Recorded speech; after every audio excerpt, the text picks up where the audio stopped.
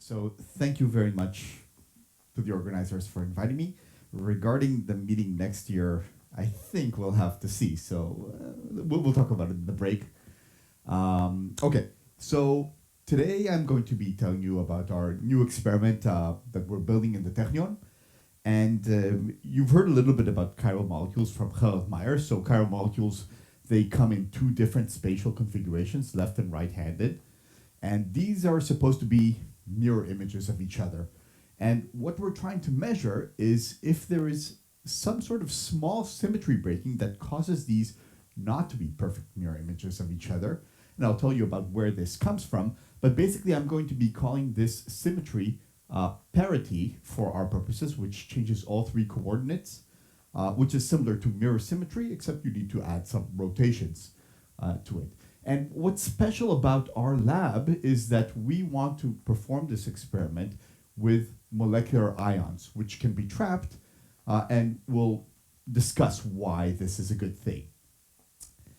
So, you've probably heard about chiral molecules. One reason we think that they're interesting is because there are very many chiral molecules that we sense them in different ways. So they may have different flavors, such as in the case of spearmint and caraway.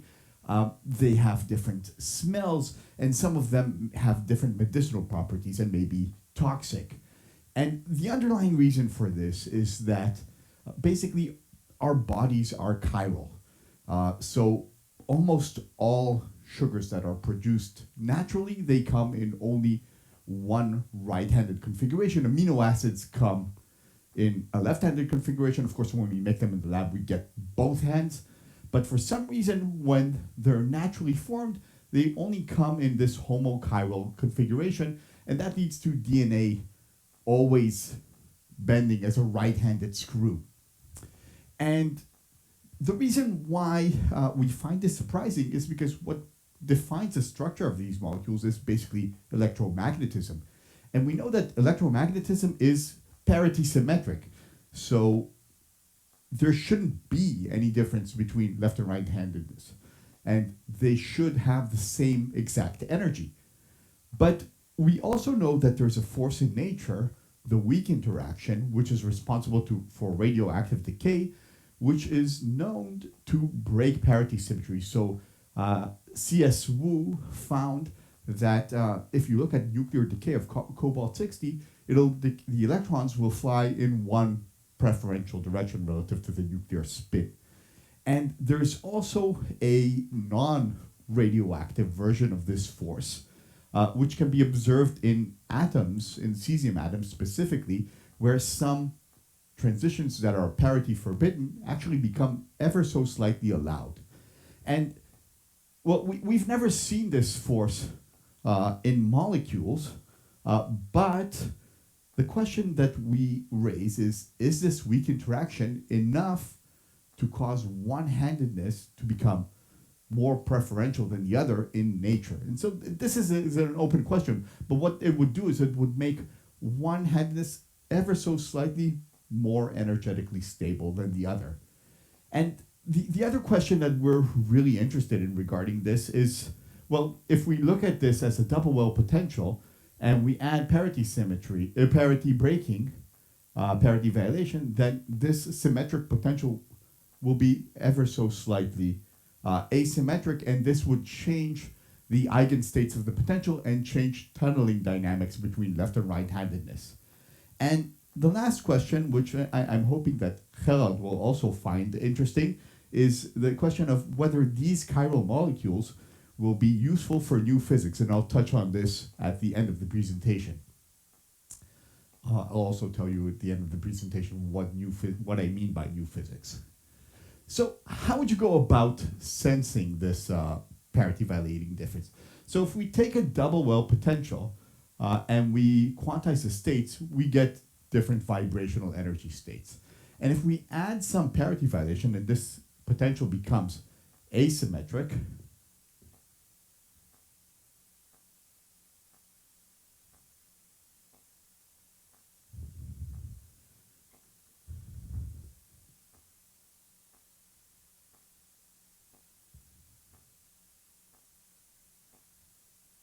So if its potential becomes ever so slightly asymmetric, then what you'll find is that the vibrational transitions will be slightly different in the left and right-handed states. And so what you would see is that the vibrational constants for a left-handed molecule would be slightly different than a right-handed molecule, as you can see in this plot. And is this now connected? No, it's not. It's only laser. And so you could think about making an experiment where you take a bottle of left-handed molecules and a bottle of right-handed molecules, and you measure, on Monday you measure left-handed molecules, on Tuesday you measure right-handed molecules.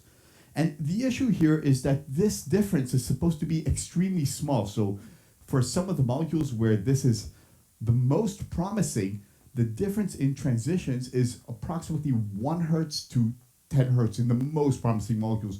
For most molecules, it's on the order of millihertz and below. Thank you. I may keep this for the laser pointer. And so because this difference is very small, then probing these molecules separately is very, very hard, because we may have a different magnetic field on Monday as opposed to the one that we have on Tuesday. So really this gives us a lot of motivation to try to measure this effect in a racemic sample where we have both left and right-handed molecules mixed. And so you could think about going about this by exciting a superposition state in what's known as Ramsey spectroscopy. And what you would do is you would excite the population from state 1 to state 2 and create this superposition. And it would be the same because we can't tell the difference between left and right-handed molecules. And then if we wait some time after this pi/2 pulse, we should have some phase evolution.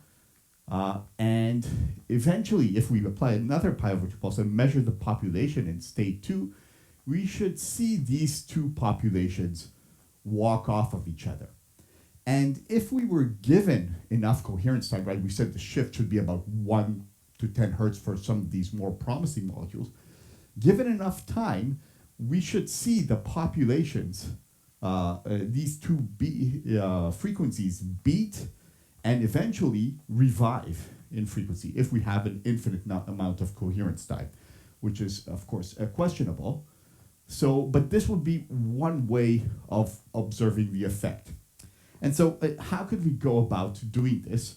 Well, in neutral molecules, this is kind of a problem. So this is an example of a proposed experiment in neutral molecules by, Benoit Darrier is leading this experiment. And really in neutral molecules, if you're to perform this type of Ramsey experiment, you need to fly through the beams that create these pi/2 pulses, and you're limited up to around 1 or 2 milliseconds of interrogation time. So that means that you're measuring way out here where you can't see the difference between them. But if we're able to trap the molecule, for example, if we were to use a molecular ion, then we could be probing this way out over here. And that's, of course, it could be possible in neutral molecules, and we may have a talk about this in the next session about laser-cooled chiral molecules that are neutral. That's very exciting, but until then, molecular ions are really the way to go in this sense. And so what we thought is, okay, let's build an ion trap, and now we can just take one of these molecules and ionize it, and we're fine, we're good to go and perform a measurement. So it turns out that we were a little bit naive, and the problem is that, first of all, there's very little theory about these molecular ions, and so we have to do a lot of the legwork ourselves in terms of choosing the molecule. And the thing that we do have going for us is that when you remove the electron, you morph the wave function of the molecule in such a way that it should reduce some cancellations of these effects and really increase the value of the magnitude of the effect that we're looking for. So that's a good thing about molecular ions. But the problem is that when you remove an electron from a chiral molecule that's held well in a bottle, it has a tendency to dissociate. And that's really a problem, to find a molecule that's stable as a molecular ion. And this is really true for some of these molecules that were used to measure parity violation for the first time in neutrals. They, of course, only put an upper limit. They weren't able to measure the effect. But this choice was a little bit too naive. And the second thing is that for these very small molecules, sometimes if you remove an electron, the molecule becomes planar and loses its chirality.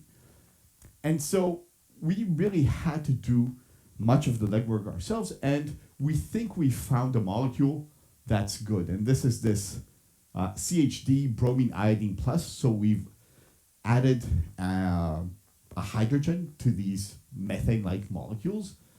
We call it CHDBrI. And the reason why it's good is because it has, I see that the fonts seem to have become weird. So it is stable. It has about 1.3 electron volts, both to change between chiralities and to break up. And the second thing that's really good about it is that it has wavelengths that we should be able to prepare it through ionization, as Gerald was talking about in the previous slide. So this is a method of preparing cold molecular ions by using resonant ionization to select a certain number of quantum states.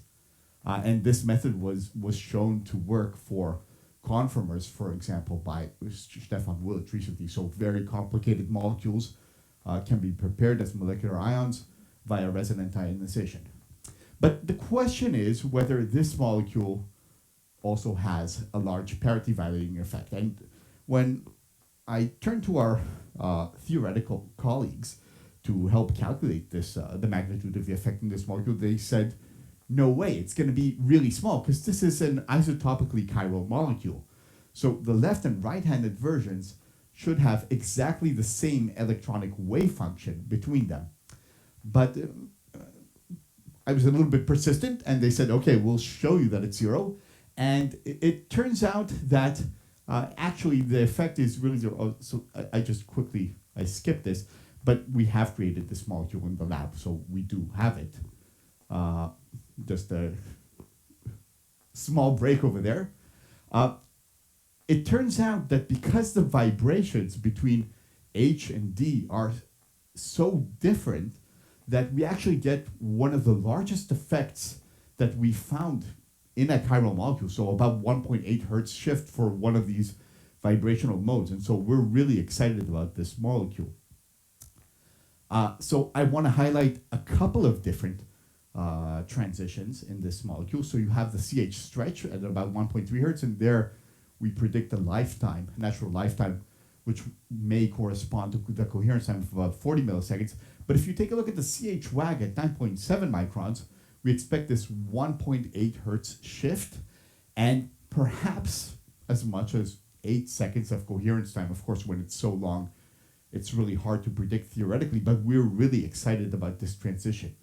And what I wanted you to take notice of is that this shift is actually larger than the possible coherence time.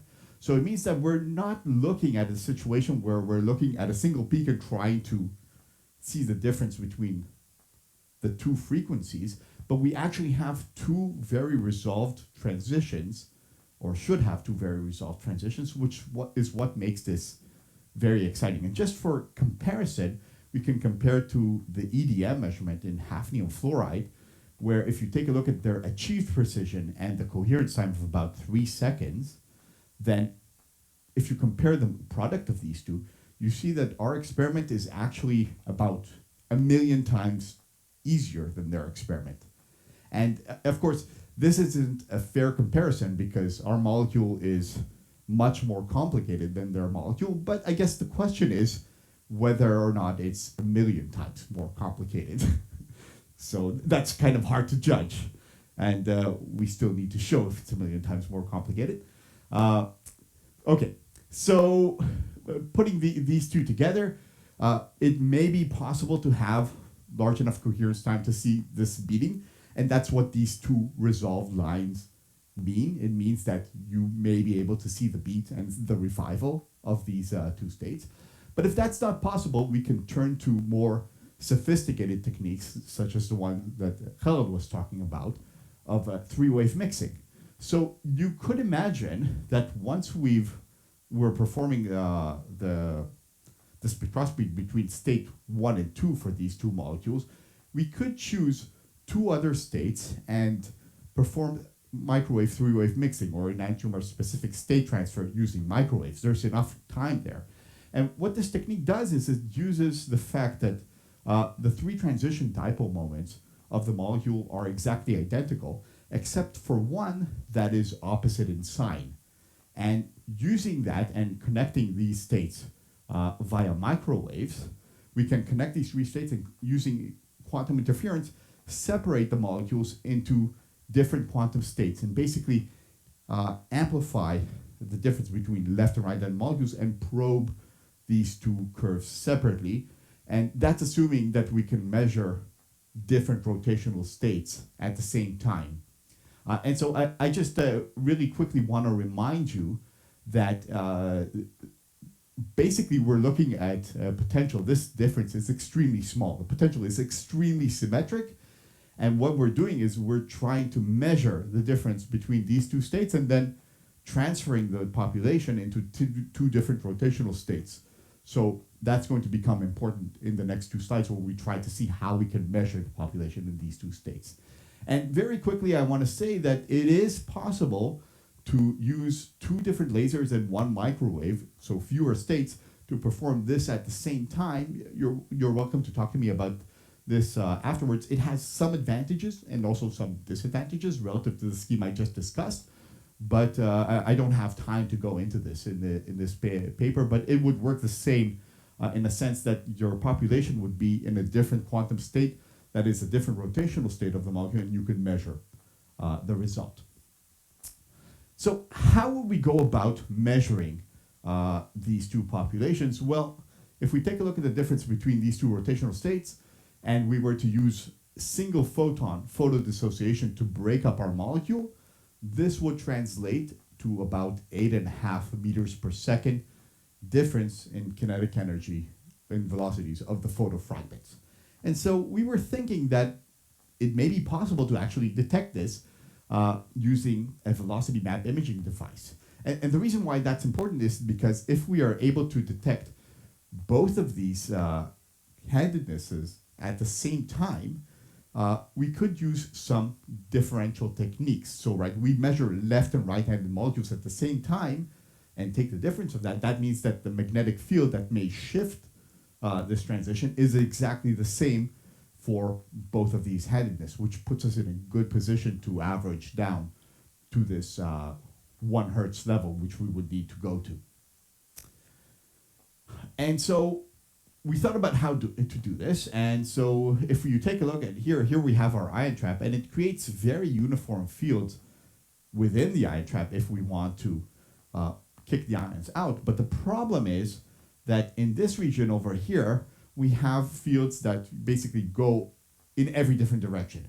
And so if we wanted to retain any of the velocity information of the photo fragments, there's absolutely no way to do it in such a trap. And so our idea was basically to turn off the trap when the ions reach this region with horrifically bad fields. And once they reach a region where we can do velocity map imaging, where we can have nice, round, radially symmetric plates, we pulse those on and separate these into different positions on our detector. And so without this trick, we would be at about 100 meters per second resolution. And simulation shows us that we should have approximately 2.5 meters per second resolution on our detector if we were to employ this, so better than our 8.5 meters per second that we need to resolve rotational states. So putting all of this together, we are now building this. Putting all of this together, that would mean that we would be able to measure the orange and the green curve separately at the same time and take the difference between these two and search to see whether or not these two signs progress simultaneously or we see some sort of a difference between them. So that puts it all together. And in the last 6 minutes that I have, I want to completely change gears and tell you about new physics searches. So the standard model of particle physics is composed of is composed out of all of these particles. It's very lucky that it didn't move on to the next slide. And so really, the most famous one of these particles is the electron, and it contains all the different forces that we know: electromagnetism, the weak force, the strong force. Gravity is a bit of another question, but altogether, this is a really successful model that helps us explain almost all the effects that we see. It works extremely well, except for a few different things that we see that are problematic. For example, we see that galaxies move in slightly different ways than we would expect, and we assume that maybe there's much more mass there that we can't see, and that really comes about as dark matter. We also see a very large difference in the universe between matter and antimatter. There's much more matter in the universe. And this is all open questions. We don't understand why. The standard model is completely symmetric, as far as we can tell, to these processes. And so during the Big Bang, they should have been formed in equal amounts. And so we have these clues, and we're searching for more clues in the laboratory where we can try and understand this and come up with better models for this. And it turns out that molecules are actually one of the most promising ways of searching for these effects. So I'm talking about precision spectroscopy of these molecules. And the question that we raised, so these are all diatomic molecule experiments, and maybe they're moving towards the polyatomic molecules soon. But the question that we raise is whether or not chiral molecules can be good for this. And so up until now, I've discussed basically that vibrational spectroscopy is really good to measure parity violation. But if we look at rotational spectroscopy, which is the regime in which Khaled is working to separate left and right-hand molecules, this effect is predicted to be much, much smaller because basically you take this huge effect of the difference between left and right-hand molecules, and it scales down to the scale of the transition that you're trying to perform spectroscopy on. So it should be a lot smaller, and really for a long time this was viewed as really an issue with doing rotational spectroscopy in search of this effect.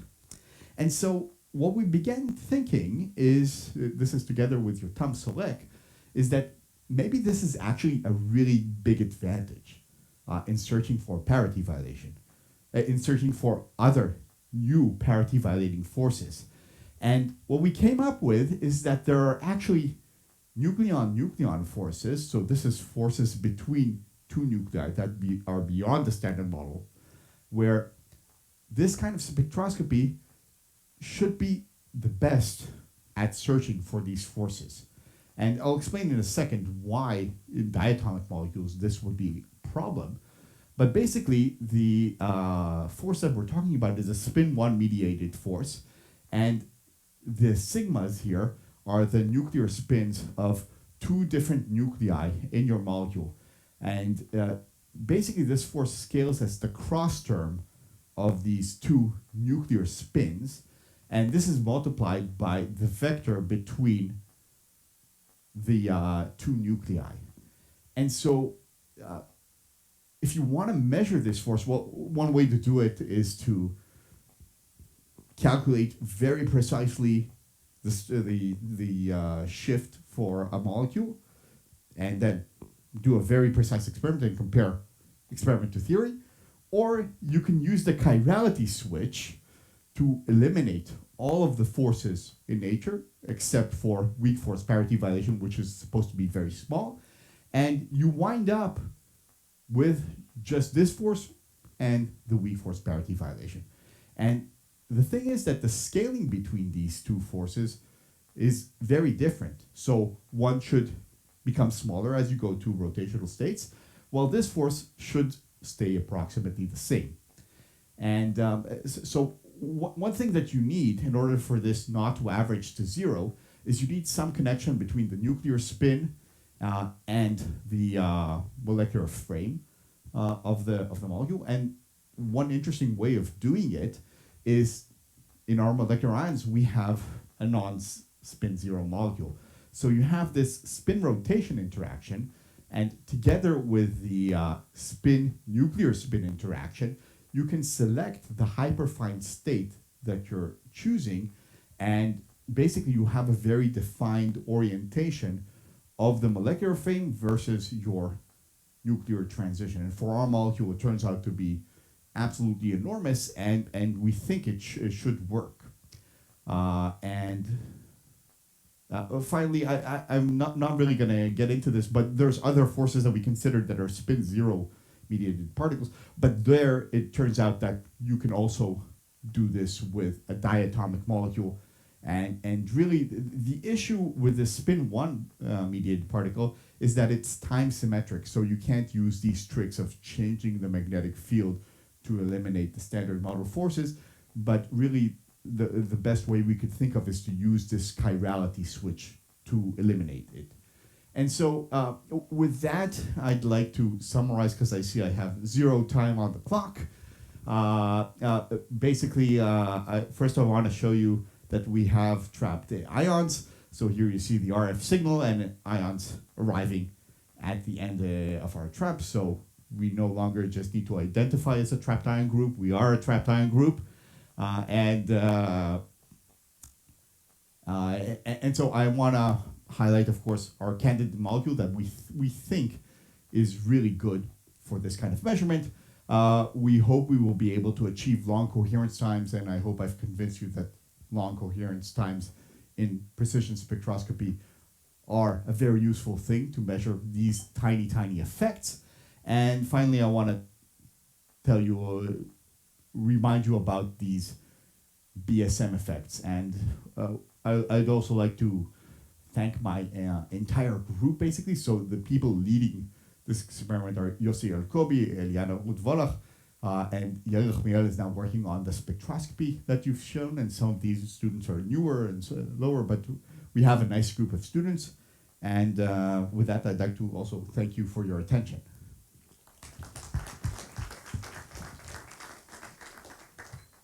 Now we have time for questions.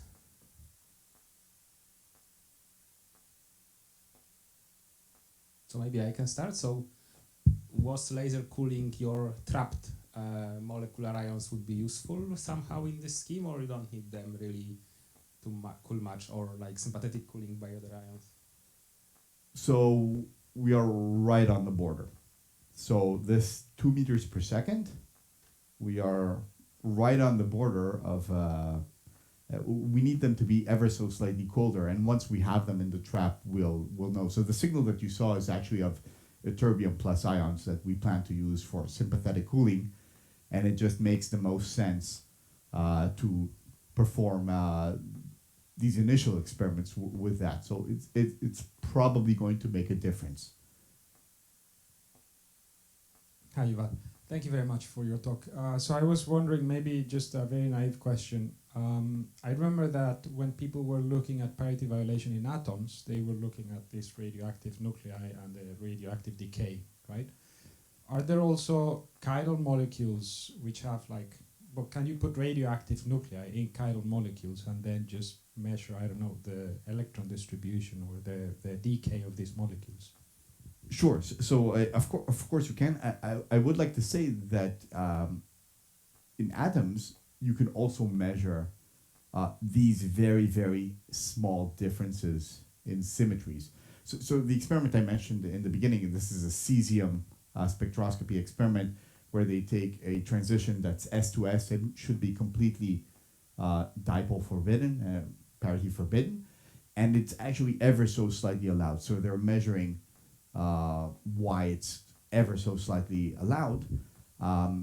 The difference with what we're looking at is we're really able to use these chiral molecules to probe a structural difference, as opposed to why the electronic wave function is ever so slightly shifted or allowed. In terms of radioactive molecules, sure, yeah, you should be able to do it.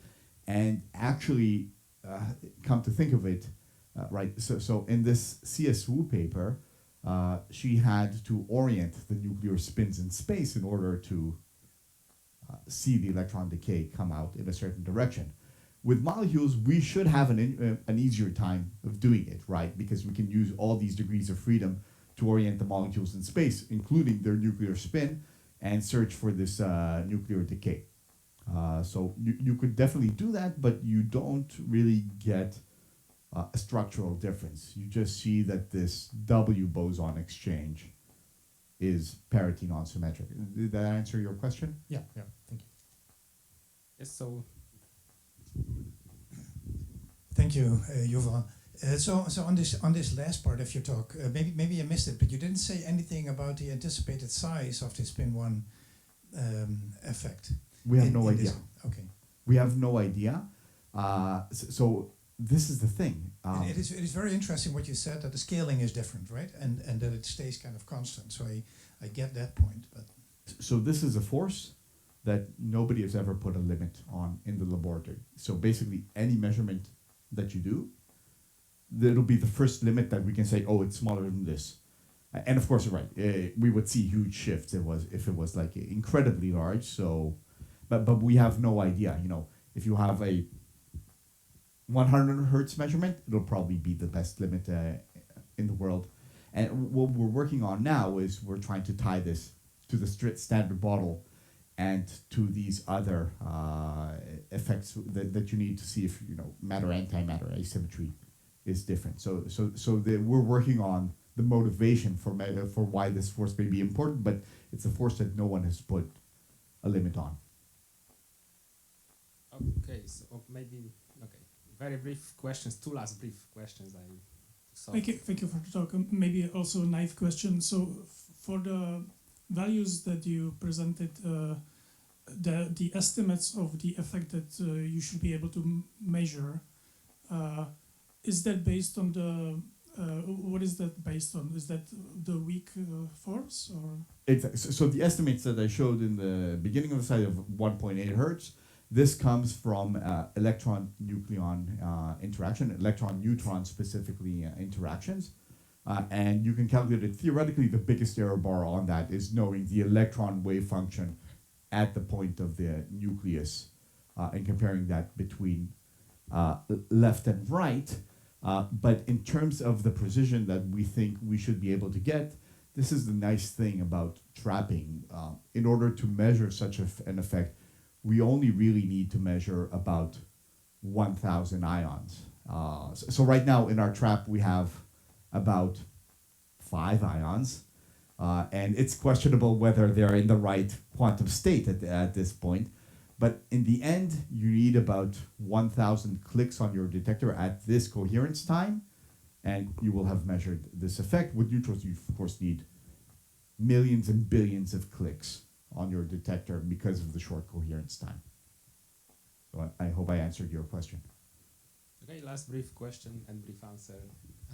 It's just a comment, but I was thinking all the time that this would be a wonderful question just to be addressed from the atochemistry point of view.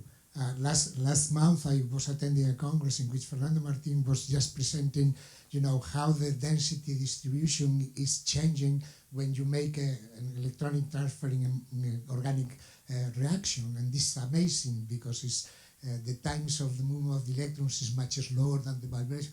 And I was thinking all the time that when you distinguish between both enantiomers, you are going just to make slight changes in the electron density of one respect to the other. That would be, yes. I completely agree.